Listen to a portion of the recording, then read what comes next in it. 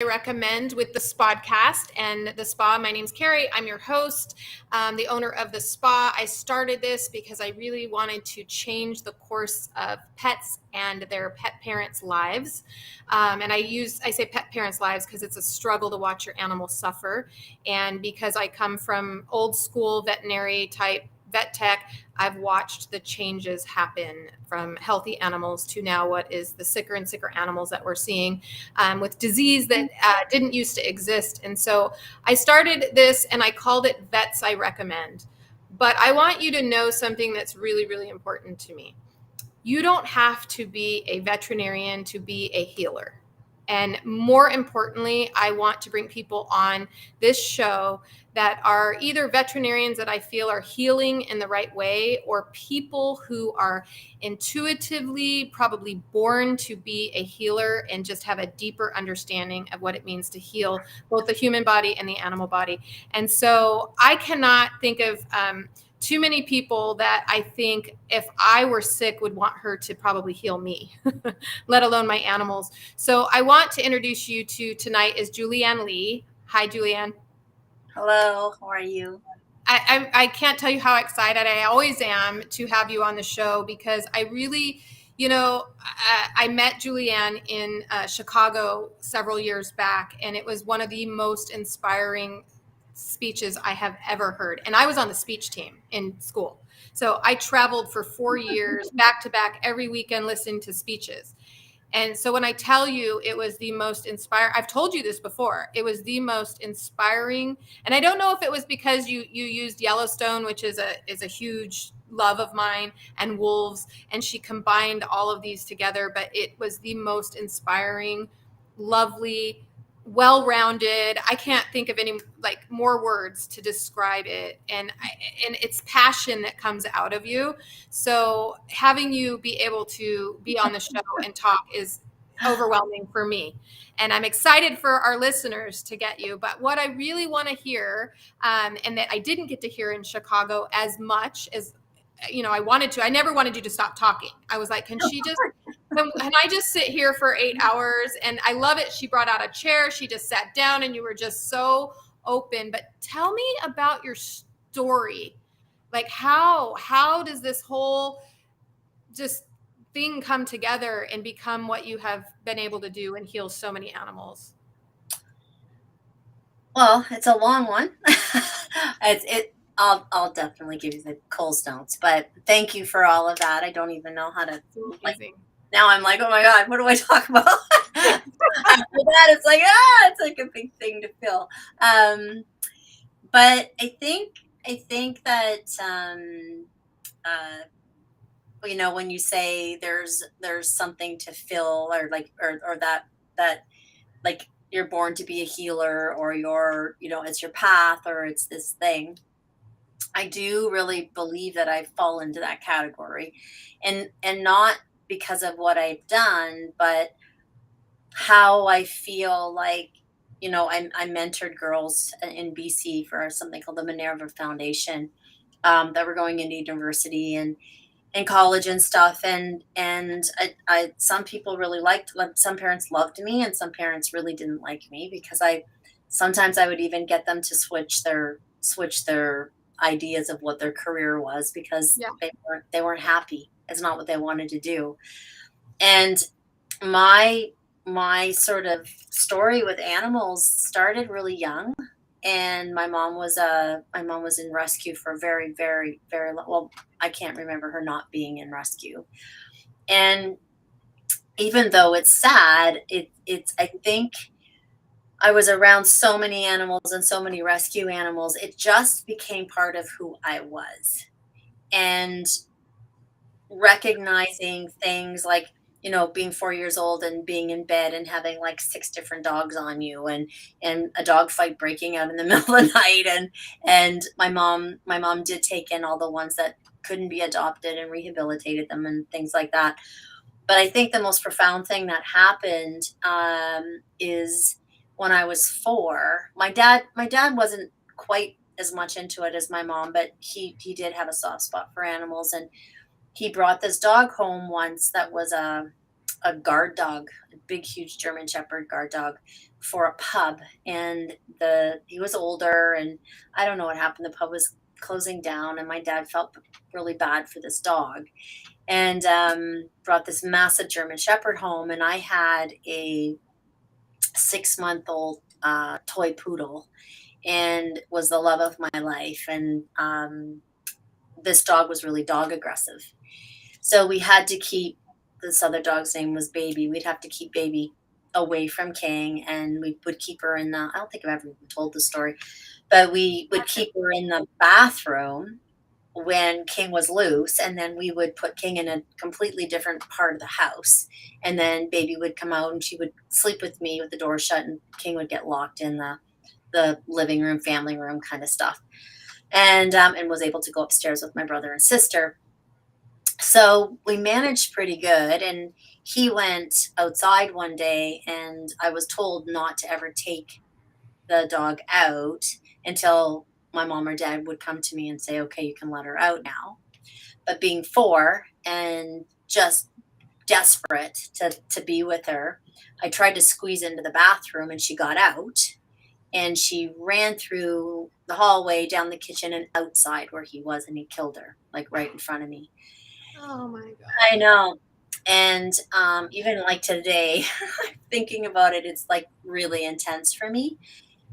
And I always look at things that have been traumatizing, or horrific, or tragic, as a means to move into a space to benefit.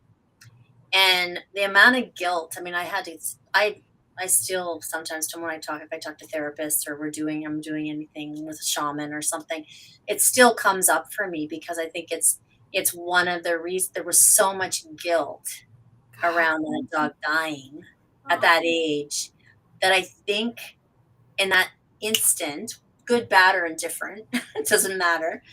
In that instant, I think I dedicated my life to animals, and like in that moment. So whether that was meant to happen, like a synergistic thing, I mean, I talked to I mean, I did thousands and thousands of cancer cases in my vet hospital.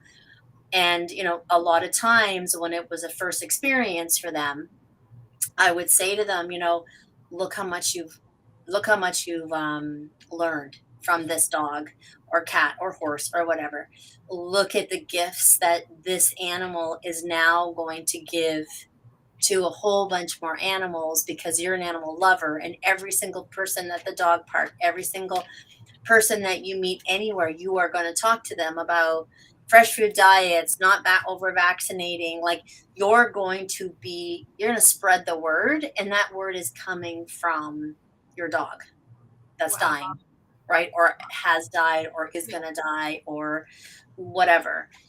And trying to not sugarcoat it, because you can't, but make sort of sense out of it. And um so that sort of started my thing. And I remember there would be dog fights in the kitchen or whatever, because honestly, like, we would have sometimes 20 dogs. We lived in a huge farmhouse and 100 acres, but we would have dog fights break out. And everybody was running around, and I would be there with like the kitchen towel, holding like a bloody paw, or sitting when everybody else is like losing their mind, like my older Yeah. brother and sister, and here I'm 6 going, it's okay. And so it evolved into me always wanting to be a vet. And you know for sure wanting to do this, I knew that from a child.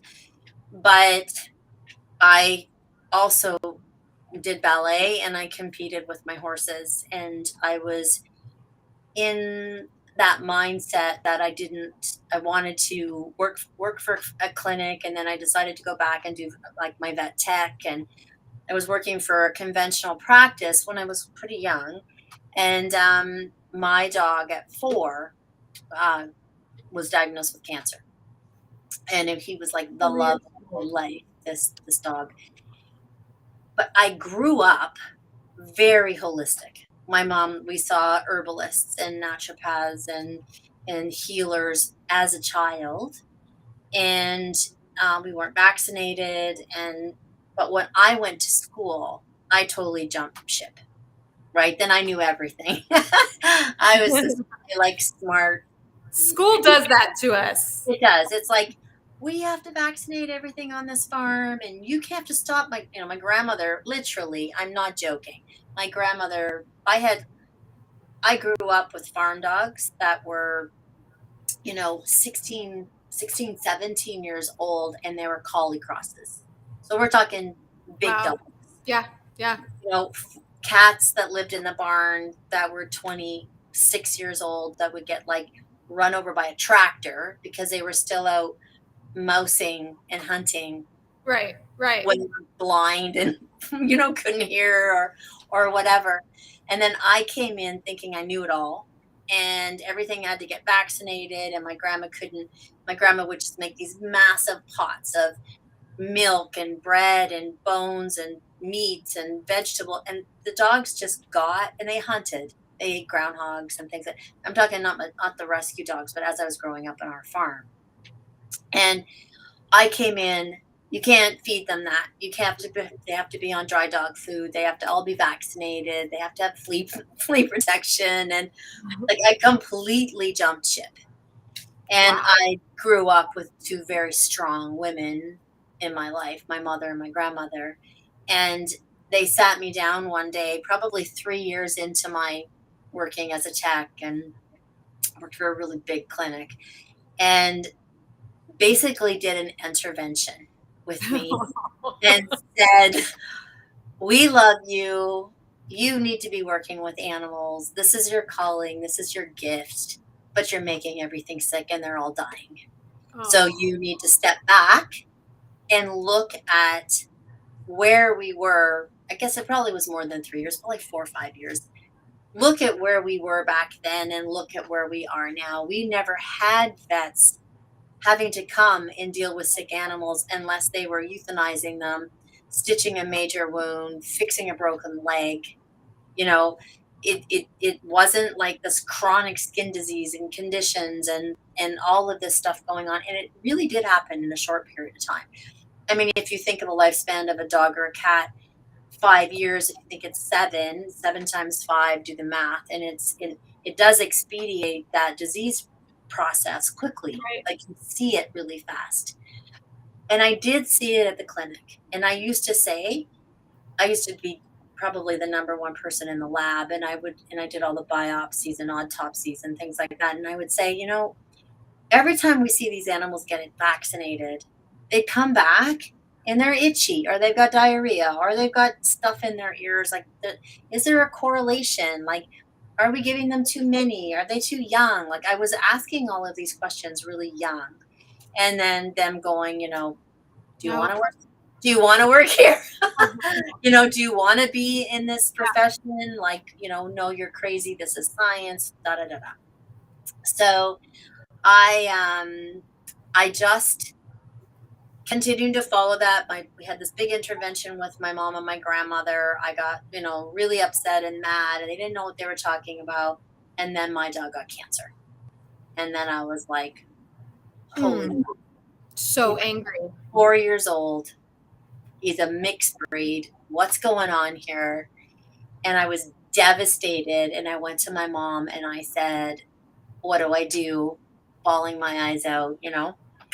And my mom said, I think you know what to do. Take him to Virginia, who was our herbalist for our family. And I did. And the first thing that she said to me is, get him off that food. Let's do this. Let's do that. Let's do this. And we were doing it was in his colon, and it was operable, but they were going to have to resect a big part of his intestine. And it was going to be really intense, and he had a really guarded prognosis. So, but we couldn't get in. Took him to a specialist. We couldn't actually get the surgery done. I think someone broke his hand. I can't remember. It was so long ago. Something happened. We couldn't have the surgery done for about 3 weeks. And we were doing SEAC, anal suppositories. We were doing all kinds of things. She was saying to me, don't let them do biopsies. Let them only do this, like really being clear with me. I took him back. I had I had a hotel booked, and I dropped him off, and I went back. In a few hours late, well, about 5 hours later, they called me, and I thought he had died. And they said, I don't know what you've done, but instead of him being here for 5 days, he can probably go home tomorrow. It has gone from the size of a almost like a plum to the size of a grape, and it's encapsulated now. Didn't have to resect his bowel. We didn't have to do all of this stuff. Anyways, he wound up living till he was 16. He was a pity cross. Wow. And it just completely changed my life.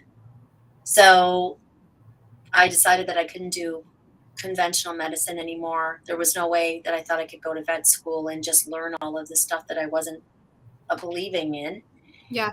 So I went away to Spain, actually, to visit a girlfriend once Broody completely recovered, and I got sick in Spain. And I used to have this hemorrhagic gastritis stuff when I was stressed, and I think I got there, and I was so worried about the dog, and I didn't know what I wanted to do with my life, and I wound up getting an episode of this stuff. Wound up in the hospital, and I was treated in the hospital with homeopathy. In Spain. In Spain. And I Wow. thought, there goes my holiday, because I'm usually sick for about 2 weeks. When I get this, I get really weak. And I was backpacking in 4 days. Wow.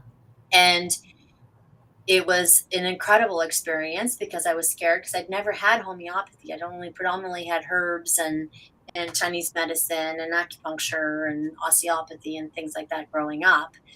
But I'd never actually been treated homeopathically. And when I was there, I was quite sick, and they had me on intravenous, and my friend's boyfriend was translating. And after the doctor saw me, he said, I'm going to have Dr. whatever his name was, I can't remember, come in and speak to you. He came in and spoke to me and started asking me, like, am I stressed? What are my dreams like? Am I cold? Am I hot? Am I this? Am I that? And I'm like, oh my God, I'm going to die in Spain. Like, just give me intravenous fluids, give me all the drugs. And like, I was really scared. Were your friends homeopathic at all? Like, could they help you understand that? No, they just told me that he was a homeopath and they were going to treat me homeopathically. And I'm like, oh my God. Scary. And actually, her boyfriend had been treated because it's quite common there. So they did, and it was amazing. And when I got home, I was like, that was my sign. I needed to go and do this. So I did, and I did a 4-year human homeopathic medicine course. But the second I got, because I decided I didn't want to do animals anymore. I was too discouraged, and I was too sad with everything that I was seeing. Yeah. So I went to human school, and within a couple of days, I was just like, I have to do this with animals. Like, when I was listening to the philosophy and the understanding and the suppression versus cure, and it was just like, I have to. So I kept bugging my professors. Could I do this with this? And could I do this with? Make a very long story short, my pathology professor, who was a pediatrician from England, he got me to England, and I did 3 years with the British Homeopathic Veterinary Surgeons program in England. So I did 4 years with human homeopathic medicine, and then I went to 3 years in England with them. Then I came back, and I opened up the first licensed holistic veterinary clinic in Canada. And then I went back, and I trained in India, and I trained in Greece, and I went to school in Ireland, and I just worked with as many of the big homeopathic veterinarians in the world. And I opened a little tiny thing. I don't know if you can see behind me that one picture of the cat. That's I don't know if you can see it on the wall. That's from the Vancouver Sun, basically saying that it was the first licensed holistic veterinary clinic in Canada, and just did a big write up on me for the newspaper. and my practice was really small. It was just this tiny little place, and within 4 years, I guess 4 years, I opened like a 7,000 square foot integrative medicine hospital, Wow. and yeah, So, it's just sort of. so in Canada, were you able to practice veterinary medicine, or did you have a vet there and then you kind of helped with homeopathy? Oh my gosh, How this. does it work? Well, it was $250,000 in legal fees later. So to get it done, I second mortgaged my house. I divorced my husband. Oh, Yeah, I was pretty determined. Um, Back then, this was 1997. We weren't even allowed to use the word holistic in a name. oh, So I opened up this little thing. I had a veterinarian come to me that had done Dr. Richard Pitcairn's course. And he said, I did this course, but I've heard about you. I've seen this like amazing things that you're doing. Can I come work at your clinic with you? And I said, no. He said, can I come do house call practice? Because that's all I did back then. Initially in 94, I was doing house calls. So we were doing house calls together. I was still going to school. And then in 97, he said to me, we're too busy. Like, like you have to open a practice or something. So we opened a little thing, and we wanted it just to be a referral practice. So we didn't want to do anything veterinarian, like nothing. We just wanted vets to send us patients and then us to send them back for blood work and have this lovely synergistic thing yeah. that lasted for about 3 months. And then we were told that we couldn't do it. And I said, well, there's got to be an alternative. And they said, no, you have to be a vet clinic. And I said, okay, well, what do I have to do? And I was the first and probably last non-veterinarian to own a veterinary hospital. Yeah. So, because you're not allowed to do it. And now you're not allowed to do it in Canada either. And Yeah. I We think, can't do it here. no, Mhm. but I owned five. In Yeah. the course of 20 years, I had five different hospitals. And I was grandfathered in, obviously, because we went to court, and we went like it was a big hoop, a big crap. That was just Yeah. ridiculous. I had to put homeopathic remedy. They didn't know how to license me. So I said, you guys have to help figure this out. I don't want surgery. I don't want it to be called Broadway Veterinary Hospital and have a dog hit by a car. They bring them in, and then we can't do anything with them Yeah. because we don't have surgeries or we don't have anything. And that's how it was called Adored Beast, because I was like, integrated veterinary clinic, or, a million different names. You weren't allowed to say holistic, integrative, um, anything, even green, healing, wellness. You weren't allowed to do anything like that back then. Wow. And so finally, I'm like, okay, I don't know what to call it, because I'm not going to call it Broadway Veterinary Clinic, because we're just going to set ourselves up. Yeah. So I had a book of a friend of mine got me this book called The Secret Language of Love, and it's about love in general, like the history of love. And there was a whole chapter on the love that we have for animals and animals with us, and it was called Beasts Adored. And I read it, and I'm like, oh my gosh, I love that. That's because that's exactly how I feel. I just adore all animals. It's never Yeah. just been dogs or cats. It's been all Right. animals. And so I went back and I said to the Veterinary Association, I would love to have Adored Beast Veterinary Clinic. And they sent it back and they said no. And I said, why? It has nothing to do with Yeah. anything. Like, there's no holistic, there's no anything. Ugh, so And frustrating. they said to me, we find the word beast offensive. And I said, awesome. Then no one will come, and you'll be happy because I'll have to close down. The flippin' name, like, so they did. And like, literally, like I said, a few years later, I opened this massive veterinary hospital with, I think we had five veterinarians. We had a support staff of, I think, 16. We had rehab, osteopathy, chiropractics, acupuncture, homeopathy. It was beautiful. I designed it. It was like we didn't have any steel tables. Of every single exam room only had leather ottomans. Okay. We either were on the floor or on the ottoman. The only place we had steel tables was in the back to do surgical procedures. We had an incredible surgery with pass throughs, like really high tech. We had our own scope, and then we had board certified radiologists come in 2 times a week to do our ultrasounds. We had, like, it was amazing. It was really amazing. So I went from this, and the other thing is I worked really closely with a lot of veterinarians. I worked with Guelph University a lot because homeopathy doesn't interfere with chemotherapy or radiation. So they aren't scared like they are with herbs and Yeah. nutrition and stuff.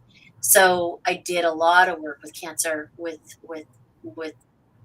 different universities and other veterinary clinics where they couldn't do anything more, so they sent them to me. But the first 4 years of my practice was hard because I still wasn't really recognized for what we were doing. So I would just get end stage stuff, right? Like if you can't help us, we're gonna have to put our dog down or our cat down or our horse down or whatever. So I saw some really, really, really Yeah. sick animals. Um, did a lot of pro bono stuff because people had spent 20, $30,000 and they had no more money. Don't I, you wish those pets would have came to you so much earlier, so oh, much earlier? I do. I really do. But again, you can't. I My mom know. would always say you can't cry over spilt milk. So how do you, or how do you make lemonade out of lemons or whatever term you want to use or Right. mantra you want to use. So I did look a lot educate. I started educating way, way, way, way back. And I educated every single person that walked through my door Yeah. and in a way where you're here for a reason. You're here for a reason. Your animal is bringing you here for a reason. And a lot of times, as sad as it is, like initially you were talking about pet parents, I have to say, I mean, I was lucky. I was in Vancouver, which is like California for Canada, so very holistically oriented and stuff. So I had a lot of people, that a lot of healers and human naturopathic doctors and osteopathy and things like that and therapists and shamans and all sorts of things that I was able to send people to, right? And Yeah. homeopathy and stuff, because a lot comes up, like when I think of holistic veterinary clinics, our first meeting was at least an hour and a half long. Wow. And I would have stacks of records that I would have to go through with people. And I honestly have to say that of the amount of animals that I saw, I would have to say 75% of those people wound up going and furthering their health Yeah. because of their animals. Yeah. Or, you know, No, it happens. I had there was a story going around here in Orange County a while back, and it was just she was a nutritionist for people, and that she what she would do when she would get people who were trying to lose weight and get healthy, the first thing she would tell them to do is to go down to the pound. She was brilliant. Go down to the pound, and she would insist that they find the most overweight animal they could find, and not to pay attention to their health at all. And all she wanted them to do was to get that dog to lose weight. That was their only job. And they had to walk the dog and feed the dog a healthy diet. That was it. And so when you listen to this story, because there's a gentleman who shares the story, and he's like, he didn't even realize he was fixing his health. He just got was, obsessed with fixing the animal's health. And he was walking more. And then he was like, well, man, if you shouldn't eat this, maybe I shouldn't eat this. And so it just became this thing that he healed himself through adopting a dog that needed to be. So you're right. Yeah, absolutely. People a lot of times, unfortunately, sometimes not, but but it's with every facet of being unhealthy. Like we would have, Yeah. I'd have an animal come in, and no matter what I did, there would be something. It just didn't make sense to me because they weren't getting better. So I would say to the owners or the pet parents, can you bring your whole family in? Because there's something I'm missing. Something I'm missing. Yeah. I feel like I'm missing some kind of information, and I don't know what it is. So they would, and then they would sit down, and quite quickly, you'd feel the tension, and then you would, like, is there something going on? Blah blah blah, and then you would find out that somebody in the family had some kind of like severe addiction, or was addicted to crack or cocaine or Right. heroin, or something intense. And they would not go see a counselor as a family, like a human counselor, but they would Right. come in. They loved their dog so much. They'd come They in would. and to talk to me, Yeah. right? Their dog meant more to them. They got over their ego, they got over their fear, they got over everything to make their dog help their dog heal. Yeah. And then when they would come in, I can remember quite a few scenarios that were similar to that, whether it was divorce or, addictions or affairs, or, the list went on and on and on. Once you got them in there and there was one common denominator that everybody had a focus on, and that focus was, what do we have to do to heal our dog? It's like everything just melts, Yeah.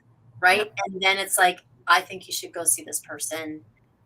Can you go, go and see this counselor? Or I think this person would be great for you, or, you know, and I would say 90% of the time they did.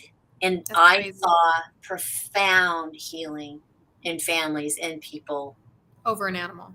over their animals. It's amazing. It's. Yeah. I think it's because I did a study back when I was in college.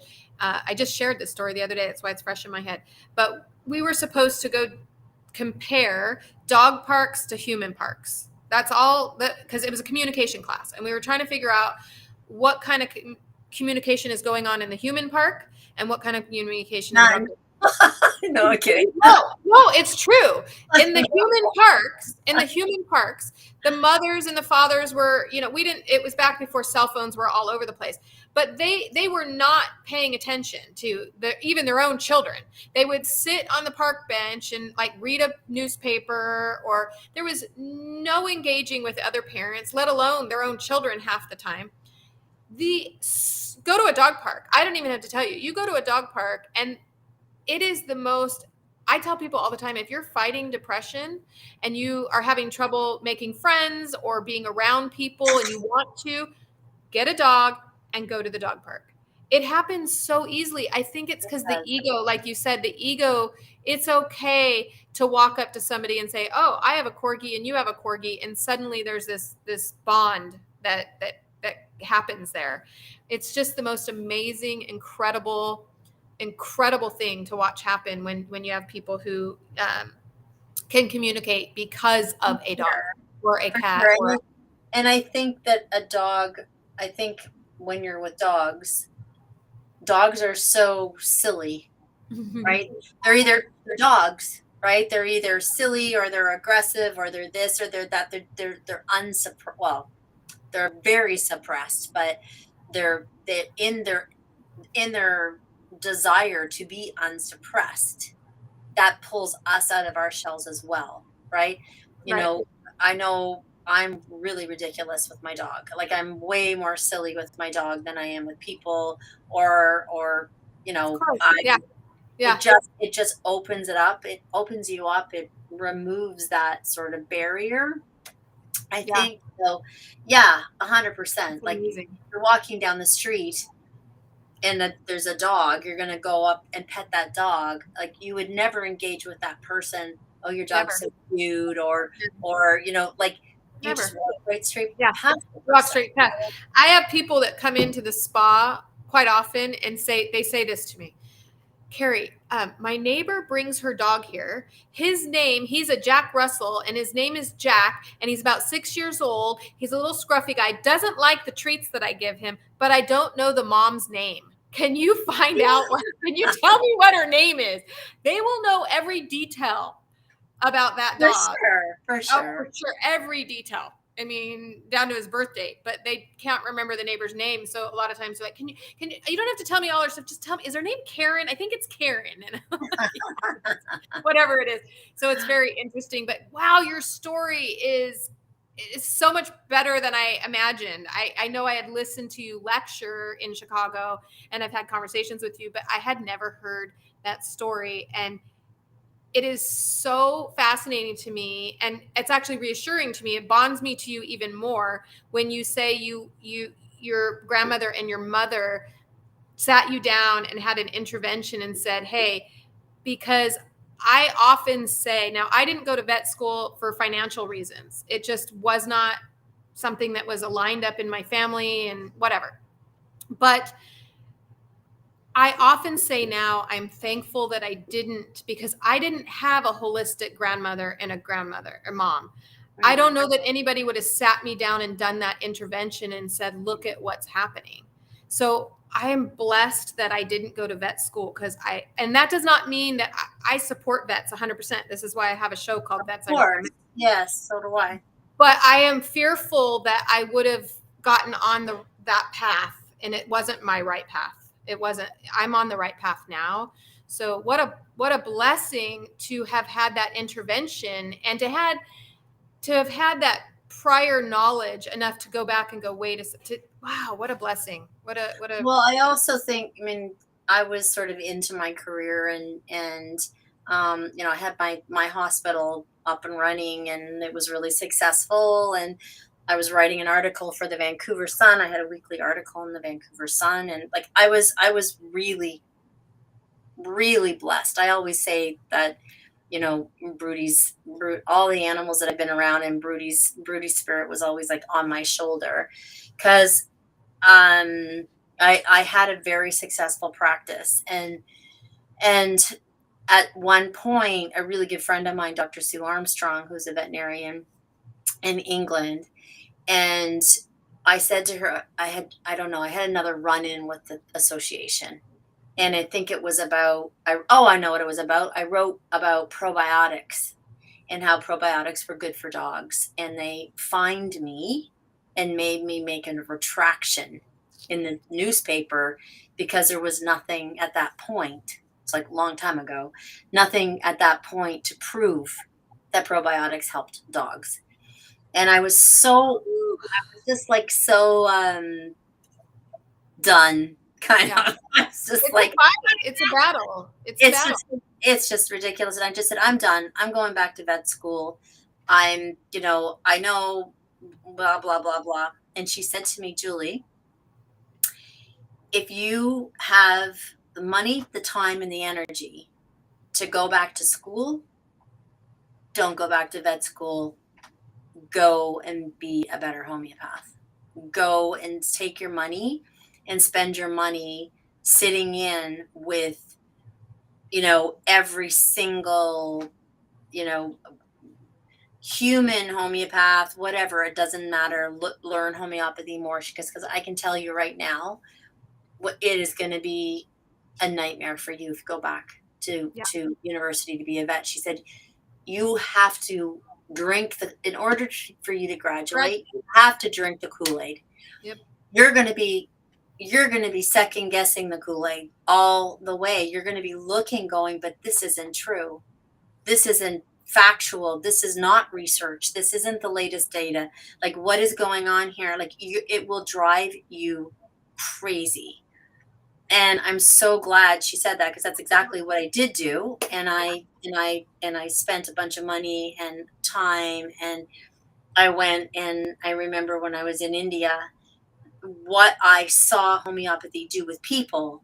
Like, you see things like gonorrhea, you see things like syphilis, you see things that you look at and go, oh my gosh, where's the antibiotics and the IV antibiotics? Where's this? Like, Yeah. this is not gonna work. Oh my God. And literally within 3 days, it's like 70% better. Like it, me going there took my confidence in prescribing to another level that Oh, I would never have had. Because then when I got these animals into my clinic and with like horrific disease, right? Or like horrific diseases, it or acute situations, like really life-threatening acute situations, I had the confidence to be able to stay my course, yeah. right? Yeah. It doesn't mean that we didn't do, IV fluids, and it didn't mean that, sometime, but I would say the majority of our practice, every single piece of conventional medicine was an adjunct compared to a lot of holistic practices where the holistic part is the adjunct, right? It's the add-on. It's not the primary modalities, Yeah. and it was in our practice. So, and when I sold my practice, it had to have in order for them to get a loan, um, they had to do an audit for my practice and stuff. And I was shocked that I had worked with more than 35,000 animals. So it, but I did a lot of pro bono work. I did a lot of stuff with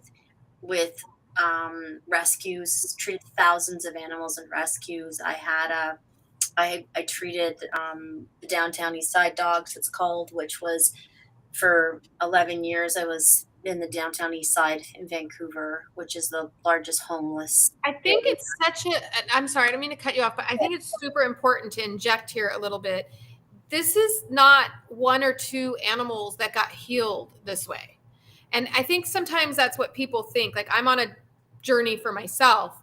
And I told people about this doctor who healed herself through this way that she's doing it. And they're like, oh, well, that's just one person. And no, it's not, it's thousands. And I think sometimes people think, someone like you, oh, so you had one dog that you, but you just mentioned that you have treated thousands. Do you really think those are accurate or too low numbers? Do you think it's hundreds of thousands, 50? Like, I don't know. I mean, I think I mean, it's been years. You've it's, been doing this for years. yeah, Rescue that's a is, lot of animals though. yeah. When Well, you when you look at a basic clinic, when you look at a basic veterinary hospital, that is exponentially more yeah, than a basic hospital. Oh yeah, yeah, exponentially more. And um like the types of patients that we saw, and the severity of diseases too was pretty profound, what yeah, we saw. So no, I mean, we were a very high functioning. I think when I sold my one practice, it was considered one of the busiest independent veterinary hospitals in so Canada. So, um, and I'm not.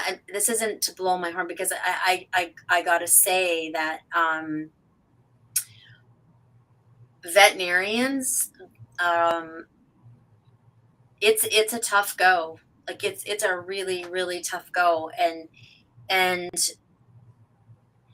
I lectured for gut health at a veterinary college in PI, and I don't know how many hundreds of vets that I was talking to, but they were all graduating vets from all over Canada, hmm and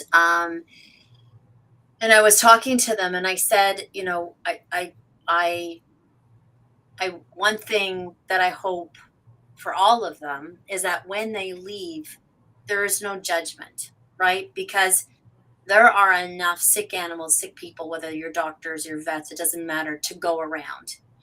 And not every person and not every person is going to choose conventional, and not every person is going to choose holistic. And there's going to be people that are in the middle, 50%, 30%, 60%, that that to stay friends, right? To yes, stay friends. Like once they graduate, if you are really holistic and you want to focus on holistic, and someone comes to you and says, no, I want my yearly vaccinations, I want this, I want that, then you should say to them, you know what? I have a colleague and she is incredibly proficient with conventional medicine. Here's her card. Go see her, right? Yeah. And then vice versa. Someone comes in and instead of trashing holistic medicine, say, you know what? I went to school with this woman or this man, and this is, they've gone down that route. Here, take their card. Here's their number. Go see them. It Yeah. shouldn't be a competition of It who's right shouldn't. or wrong. It also, don't you think, like, sorry, I don't mean to interrupt you, but I No, think it's the pet parent shouldn't have guilt at the end of that road. And so if no, you force them into doing something that's just going to make them second guess what they did, then when that animal passes, they're just going to feel awful.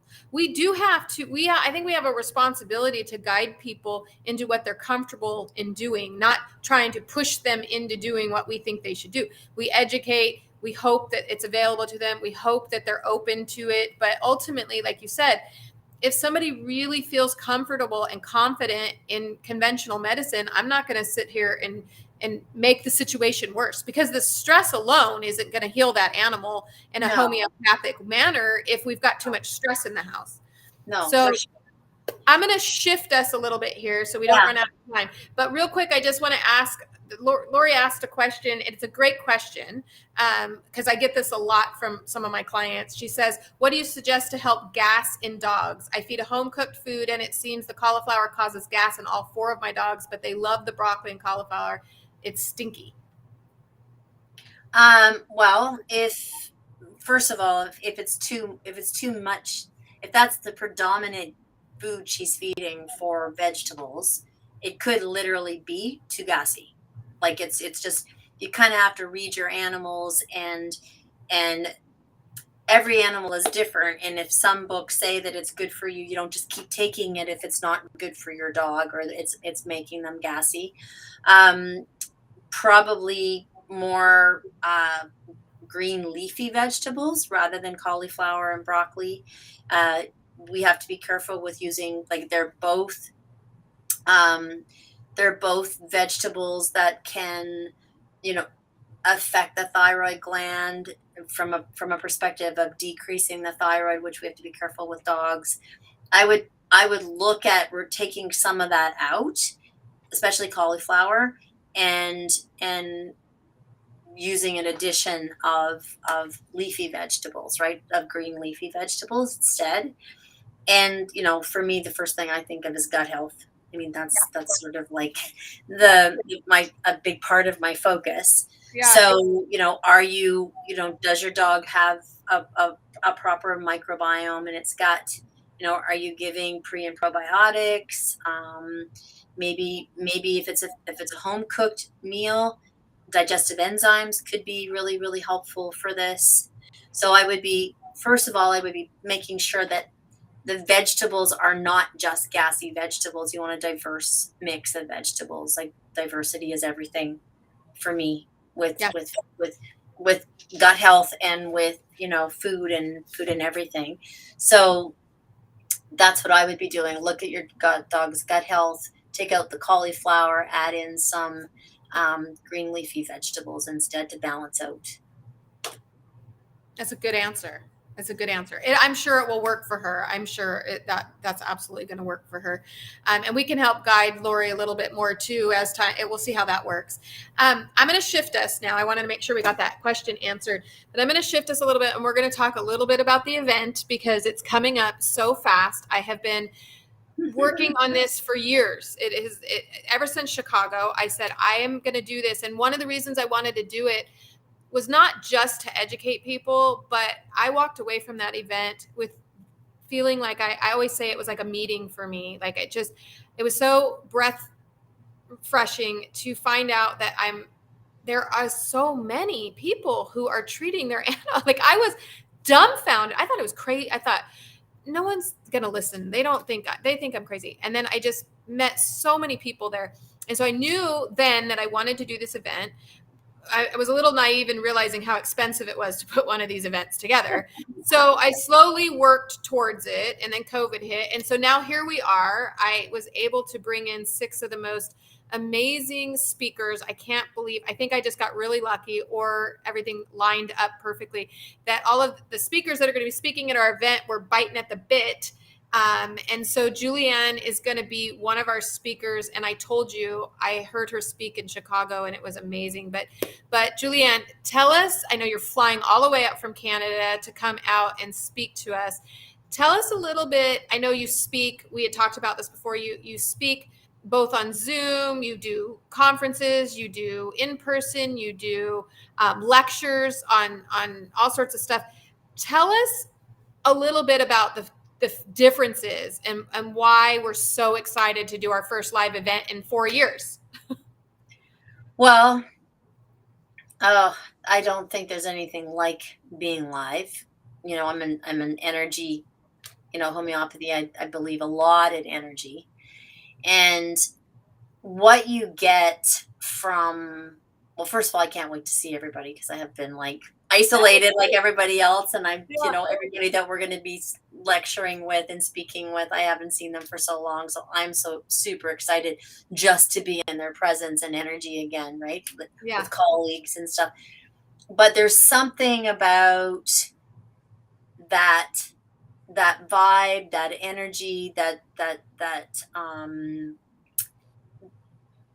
when you're together, it's almost like it becomes, you almost absorb it. Do you know what I mean? Like Yeah. you're in it. You're talking to people in a group, like, after the events, or after, in between, or breaks, or whatever. And in that moment, you realize you're not alone. In that moment, you realize, oh my gosh, this person's had the same experience in me as me, or I have this community. I have this incredible, loving, supportive community around me. And sometimes when I'm scared, I'm not alone. It's a very different vibe when you're, I mean, Zoom is great, and thank goodness we had it with Yeah. COVID. Like, Right. thank goodness. Um, but now that we can all be together and support each other, I mean, during COVID, I did something called Stronger Together, Pet Struts and Us, and I think that was a godsend too, because no one could get out, everyone was feeling alone. So they're both really good, but nothing beats that connection of giving someone a hug, or looking at someone eye to eye, or feeling the energy in the room of someone doing a lecture, and they're pouring their heart and soul into it. You literally become, it's like you become one, right? So Yeah. that energy just gets bigger and bigger and bigger. And I think it's so, what you're doing is so important, because I just want to backtrack for just a 2 minutes, is that when we were talking about veterinarians, we something's going to happen, because like I said, I have colleagues that are veterinarians, and I love them to death, and I just can't even, I couldn't say, I couldn't say more about the profession, and what they have to go through, and what they hear every day, and what they've had to learn in school and stuff. It's not easy, and I feel like they're a part of the disconnection, is them having to shut down, right? Yeah. Like compartmentalize, like doctors do, right? They're overwhelmed. But where I see a big shift happening now is there isn't enough. There isn't enough. People are waiting weeks, months to get in for Yep. vet. Now, this time, in this day, in this energy, in this era, we need to learn how to help our animals at home more than we ever have. And it's just going to be more and more and more and more. And we're gonna be, we need to be prepared. People need to be prepared of knowing what to do, how to do it, I finally convinced a really good friend of mine to do a course on homeopathy. But things that you're doing, give people the confidence to do it. And that's important. You can read all day long and you can do things all day long, but but having a live event and being in that energy, you leave different. You Yeah. feel different. You leave a different person, you Yeah. know? I think meeting people, not just the speakers, but like the person you're sitting next to who says, Oh, that's what I mean. yeah, I did what she said with my dog and it worked. It's so much better than reading it because we always have that feeling that, like, is that person real? Did that really happen? So, yeah, putting this live event together is just, I so badly want to see, because you are right on. What do they say? The hammer on the nail when you say we are going to have to treat our own animals. We can't get in to see a veterinarian. You are going to have to find ways, even if it is just understanding the difference between an emergency situation and something that can Absolutely. Yeah. maybe wait it out, because otherwise you just find yourself in a parking lot, for 12 hours trying to get your pet in, and the stress on that is just being pushed onto your pet, and they can't heal. So Yeah. it's just I'm so overwhelmed and excited, and I'm trying not to have too much expectations, right? Like, I don't want to have too much expectations because I'm kind of a perfectionist that way, but I just want it to flow and make a difference in people's lives, and even the vets' lives that are coming, and the healers that are coming.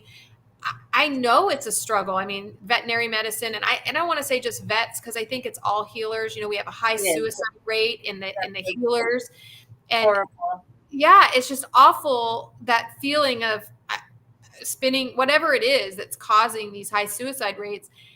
So it's just amazing. I wish I'm inviting all veterinarians that I can to come. I don't know if they will, because they're not really holistic, but hopefully they will. Dr. Morgan had said I might need she says, if you're going to invite a bunch of veterinarians that don't follow us, she said she may need security. she said she says I might need some security, because we know there's resistance, and with anything that is different and change, we have resistance. But so, without giving it away, tell us a little tiny bit about what you're going to be talking about. Gut health and sort of the evolution. I think that I've been studying them, like microbiome and bacteria, for a really, really long time, like 25 years. And although I'm super excited about how much more it's progressing, like I said, I think it was 2003 maybe when I was fined about talking about probiotics. But we're on a slippery slope because it's getting so um, there's so much talk about it, and there's so much science about it, and there's so much research, and there's so much money, and that I'm concerned we're missing the boat. So we're compartmental. Gut health is the foundation of health. I truly, truly believe that. It's like, if your gut isn't healthy, you're not going to be healthy. It's like, if your basement's cracked, you can put as much crack filler and paint and whatever you want in your house is going to fall down. And it's the same with gut health, with dogs, cats. Doesn't really matter. We have to pay attention to that. But because it's becoming so popular, we are, in my opinion, we're compartmentalizing it too much, and we're forgetting about its ecosystem, its diversity, its and we're and we could be going down a very slippery slope. So my intention with with my lecture is to guide people through my understanding and my knowledge of gut health in probiotics and prebiotics and postbiotics and the microbiome, in a way that they aren't going to get sucked down that rabbit hole of not understanding and just feeding probiotics left, right, and center, and not really understanding how to use probiotics and what the difference between species oriented and species specific and different kinds of strains and different ways of doing probiotics and how important they are. Because if you just go out and purchase and don't understand how the gut really works, you can actually be causing more harm than good. So it's really trying to teach people the true understanding of what gut health actually is. Yeah. And you know, it's you're so right. I can't tell you how many times people want to come talk to me about nutrition and they say, I've been on a probiotic, it's not working. I've been on it for years. And it's all the I've been time. on for All the years. time. It's all the Yeah. time. My dog's been taking this probiotic forever, years, whatever.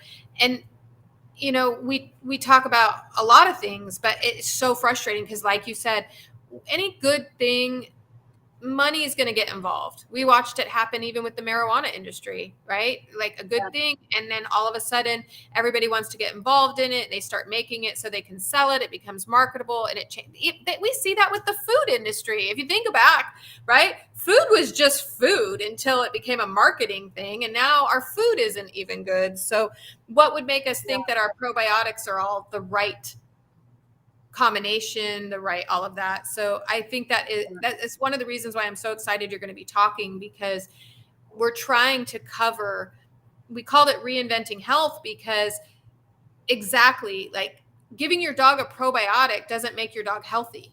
We have to reinvent the whole wheel. We have to, I don't know if it's like, sometimes I think back, redefining, we were calling it reinventing and then we changed it to redefining because we weren't really reinventing it. We had to redefine it because we just want to go back to the way it was. So, and more And simplicity. yeah, and I mean, I own a supplement company, and I've been using natural remedies and natural food and herbs and probiotics for a very, very, very long time in with animals, and it's like I'm a complete science nerd. I mean, I work very closely with Dalhousie University, and the more I learn and the more I uncover, I realize we know nothing. Like, seriously. Yeah. And that if we don't smarten up and start letting how nature, like letting nature guide us in our choices of how we um even research, right? Yeah. We're sorry, he's gonna start barking now. We're missing the boat. We're feeling we're feeling like we know it all. You know, it's sort of like the Yellowstone Park thing, right? Where someone felt like they knew what was causing the problem in Yellowstone Park, got rid of the problem, and it almost became a natural disaster. Because at some point some scientists felt like they knew better and they didn't. And science changes faster than you can imagine. Faster than you can imagine. What is Henry? What is what is new and improved and the best and blah blah blah now in 5 years is like old news, Yeah. like very old news. So to me, it's important. Science is very important, and I'm like I said, I'm very science. I'm a science nerd, but I'm trying to couple that with what science is saying and what nature's saying. And how do we look at that together and let go of something that we saw under the microscope if we are actually in fact seeing something different in nature? Yeah. Because it you know, I always say, like, as horrible as it sounds, like, even like I'm not such an environmentalist, right? Like I've Mhm. been an environmentalist since I was 6 years old and canvassing for things and stuff like that. And, you know, at the embarrassment of my father. Um, even from a perspective of us thinking we know what to do to save the planet. We have no clue how to save the planet. We need to leave the planet alone, and it can save itself. It can bring itself back to homeostasis. We kind of have to just not give up, but try and look at how we can leave it alone. Like, how do we function and be healthy and survive by leaving it alone, or allowing it to teach us what to do instead of us feeling like we know what to do, because we really don't. So when you look at gut health, when you look at health in general, and you understand science wise that our bodies have the ability to heal, and that doesn't matter what kind of body is, we have the ability to bring ourselves back into homeostasis given the correct tools. And when we get too forceful in that, knowing that we know better and we know how to do it, we inhibit the real healing, because we're too focused that we know how to heal and how to do it, and we're kind of missing the wheel, right? We have to It has to be about balance. It has to be about, you know, gut health really truly is an environment. I had a meeting today with one of the most profound, brilliant herbalists, like gardener herbalists that I've ever known. And her and I were having this great meeting about, we're doing some stuff in our forest, um and I was talking about, gut health, because I relate a lot of stuff to gut health and to bacteria. And she said, I know, it's like trying to grow your food or your herbs out of a soil that is void of everything, void of minerals, void of bacteria, void of, it's dirt, it's not even topsoil. Like, the diversity of the soil is so limited. And I said, yeah, well, that's exactly what gut health is like, right? That is exactly what our gut is like. I heard someone question something with Adored Beast the other day, in our customer service. People sent it to me, and it said, that somebody said that diversity really isn't, a bunch of different strains really isn't the way to go. You need to find the correct strain to give for the correct reason. And I'm not about to tell anyone that they're wrong, if that's their philosophy. But that philosophy couldn't be further from the truth to me. In fact, every single day I work with scientists in Edmonton, finding more and more ways to find more and more diverse strains and species of probiotics every Yeah. day, because it just doesn't make sense. You have this ecosystem, and you're going to plant one particular herb, or one particular tree, or one particular flower, or one particular vegetable, and then you're going to think that that ecosystem is going to stay plentiful, and it's not. You're going to turn around and you're going to have a whole garden full of sunflowers, right? And then in those sunflowers, you're not going to have particular bugs that are going to keep certain other bugs away, and like it just, the ecosystem starts to topple, right? I So love I love that you said, I'm not about to tell someone they're wrong, that it's just their philosophy, and that it just doesn't match up with your philosophy.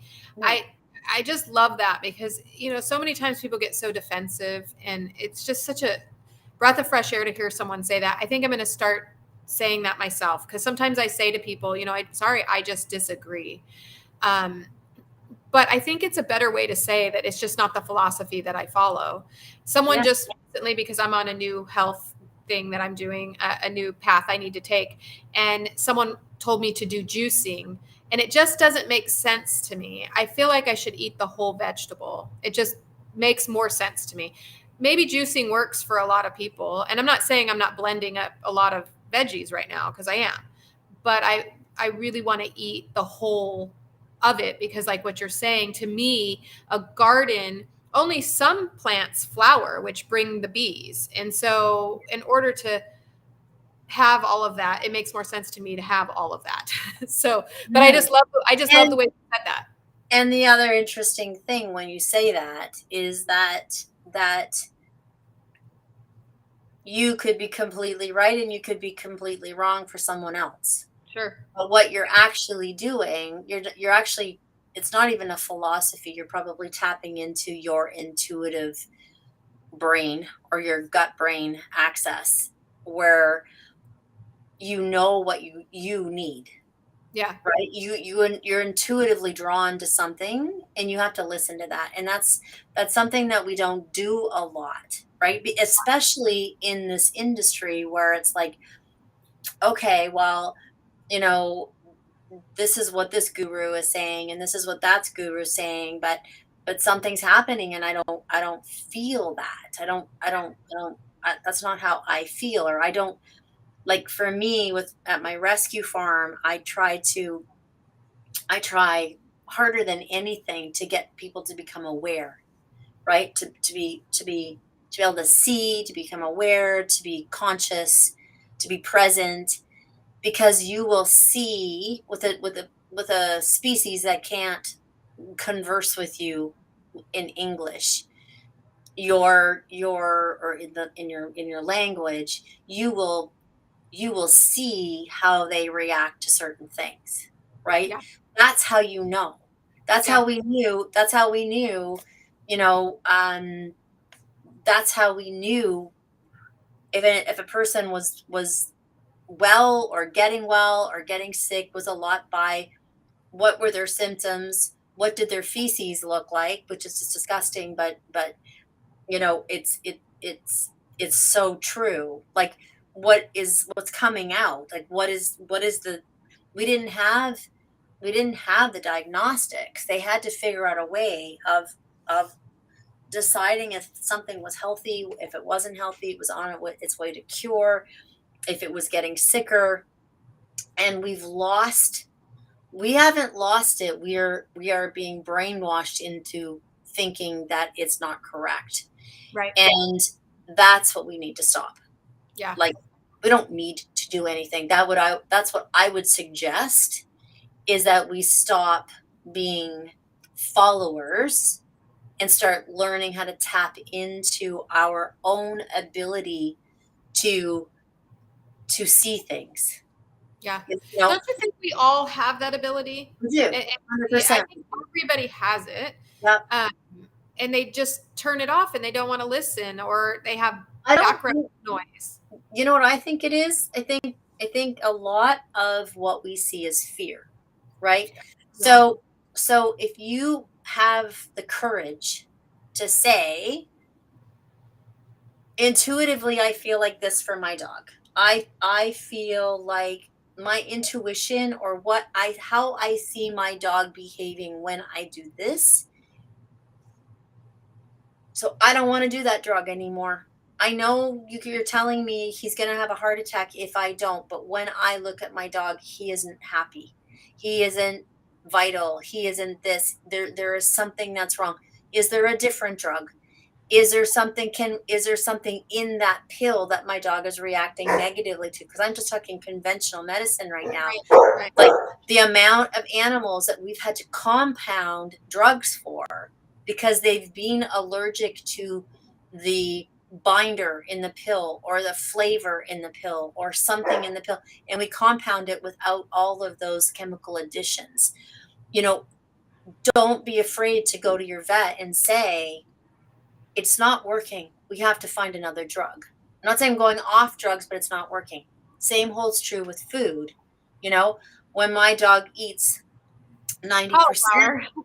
because it's good, or broccoli because it's good, or I believe that all dogs are predominantly carnivores and they shouldn't be eating vegetables or whatever. When you get stuck in something that is supposedly gospel, you lose. What happens is the fear kicks in, that what if I'm wrong and my dog dies, Yep. right? What if I go with my gut my dog it's dies. so scary. Yeah. No kidding. It's It's all very running.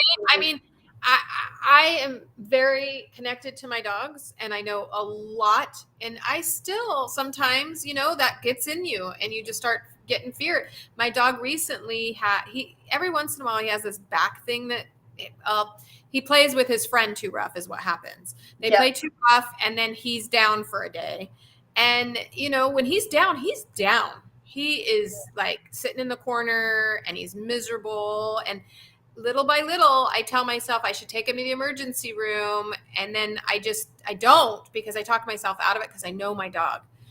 But it gets in my head until I have to just sit with myself for a minute and just know what I know and Yeah. let the fear go away. And, it's a scary thing. So I get it. And that's why we're doing this event, because we're going to try to help you a little bit get through it. That's why all of the topics that we're talking about are really covering we're it's Yeah, just so it's a really broad it's scope. such a broad Mhm. scope, and I know it's going to be a lot in one day. And that's why we brought in an MC who's a stand-up comic, says he's I'm like, we're gonna have to break this up a little bit and have some, because it's a lot of information coming towards us. And Yeah. but like I said, when you did the talk in Chicago, I could have listened to you all day. I never got bored. I was just so interested in it. It was so amazing. I wanted to ask you one more question, because I've already kept you way longer than we thought we were going to. But have you done this lecture before? Isn't this the first time you're doing this particular talk? Yeah, yeah. I mean, it's what I did is I pulled a whole bunch of stuff together Yeah. and made something that is as current with my history of gut health Yeah. as I possibly could have. It's current, but then it goes backwards and then it comes current again. It's like a um I don't know. It's like a lot of years of experience, research, um, working with animals, working now, in the forest with bacteria. So it's bringing it all together It's to try amazing. and um, concisely explain to people, teach people the what really what your gut's about, what Yeah. your animal's guts are about, what gut health is all about. Yeah. I want people to listen to it so badly, because the, you can't just throw a probiotic at your dog, just any old probiotic, and think it's okay because the vet prescribed it. And understanding, and I'm just going to give this one example and then I'm going to let you go, but I want people to understand. I had a client one time, a long time ago. It took us a long time to get her gut and this dog, get the yeast out. This dog was yeasty it was awful. It was awful. Yeah. We got him so under control that it was amazing. It was so amazing. But I did a very poor job in fully explaining to her about gut health. And I thought I had, but what ended up happening is we got him under control. And then about 6 months after we were really knowing he was good, like everything's good, stay on this, do that, whatever, he got tapeworm. And Mhm. she went to the veterinarian, and the veterinarian gave her a dewormer. And within 2 weeks, this dog flared. And I thought, gosh, I did such a poor job of letting her know that just because he was still really fragile. He was only 6 months of being on, Yeah. and so your talk is so much more than just, it's a deeper understanding so that you don't make these mistakes going forward. It's not just about healing it now and then going on about your life. It's a No. deeper understanding of what the gut does. Yeah. So it's going to be so good. It's Yeah. going to be, I would say it's a really high level understanding, yeah, yeah, right? It's yeah, high level, but it's really solid, right? yeah, It's a mirroring of actually seeing the whole, yeah, but really getting the core understanding of it. Yeah. No, it's good, and it's going to be said in such an easy to understand way because I know how well you communicate in your lectures. So it's going to be exciting. All right, everybody, thank you so much for listening. I'm sorry. Normally, before I start talking, I tell you to go ahead and interrupt us and ask as many questions as you want. I forgot to tell you that you could have done that, but I'm glad I got a chance to hear your story. I'm glad everybody else got a chance to hear your story because I hadn't heard it before, and it's just a Mhm. fabulous story, and it makes so much sense now to me. It all makes sense to me, why you are who you are and why I fell in love with you many years ago. So, but thank you for all of our listeners for listening. We can't wait to see you at the show. You're going to get to meet Julianne. She's flying in all the way from Canada, so you don't want to miss this. It's not often that we get this group of speakers in one room together, so you don't want to miss it. Tickets are going to sell out, so jump on that as soon as you can. Julianne, thank you Thank so much for you. all here. Please don't hang up. I want to talk to you a little bit before we go, so don't hang up. But Lori, who is behind the scenes helping me, thank you so much, Lori, for posting everything like you do and getting things going. It really, really matters. And Julianne, I know you have a team behind you, so I want to thank Stephanie and all of them who help you because it does take, I always say it takes a pack. It takes a pack of Oh, us. it Yeah, sure does. it takes a pack. So, all right, everybody, we're going to go ahead and let you go. So have a wonderful evening. Lori, thank you. Go ahead and stop us, and I will say good night to everybody. Good night.